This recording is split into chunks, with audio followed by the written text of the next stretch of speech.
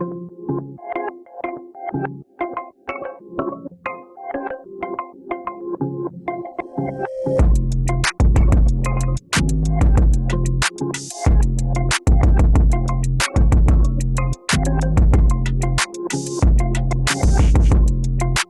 this movie, we find him basically as definitive as Captain America. You know, in the MCU, the universe has kind of been in turmoil.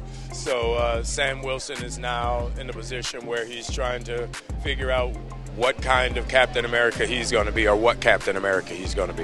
You know, the process is very intense, very disciplined, very rigorous, you know, especially when you're doing stunt work. You want to be safe, but you also want to do things that are surprising and exciting for the audience. You know, this Captain America, Sam Wilson, is somebody who's so skilled in hand-to-hand combat, but he's also somebody who's a little bit more vulnerable. He doesn't have the super serum. So we really tried to design the action in a way where you saw him be inventive and get scrappy, but then he's also a guy who flies. We've got an incredible aerial sequence in this movie, and the way he uses the wings, the vibranium wings, is really amazing and spectacular. So all those elements we really took great care with, and I'm so psyched about how it's come together. I think when we first decided to ask him to be in the movie, we did not think he would say yes, because it's Harrison Ford. He doesn't need to come to the MCU. But the truth is, he was so game to play and to embrace a role that would both force him to become the U.S. president, but also a Red Hulk, was really fun, because I think he had more fun than anybody on the set, because it's such a wild thing to become a Hulk.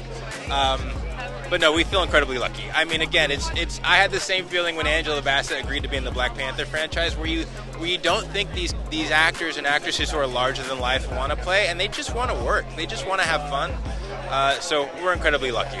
Well, I mean, I was aware of what Bill Hurt had done and how successful he had been, and because the idea of taking over a character that's already been established by another actor is something that never occurred to me, but apparently it's something that happens in the Marvel Universe with some regularity.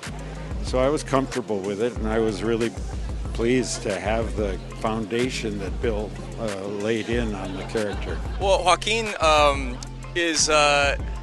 it didn't take much to find him, because there are so many similarities between myself and him that he's a charismatic, warm, very ambitious kid that sometimes bites off more than he can chew, and he wants to prove that he's got what it takes to help the team and help and overall just help.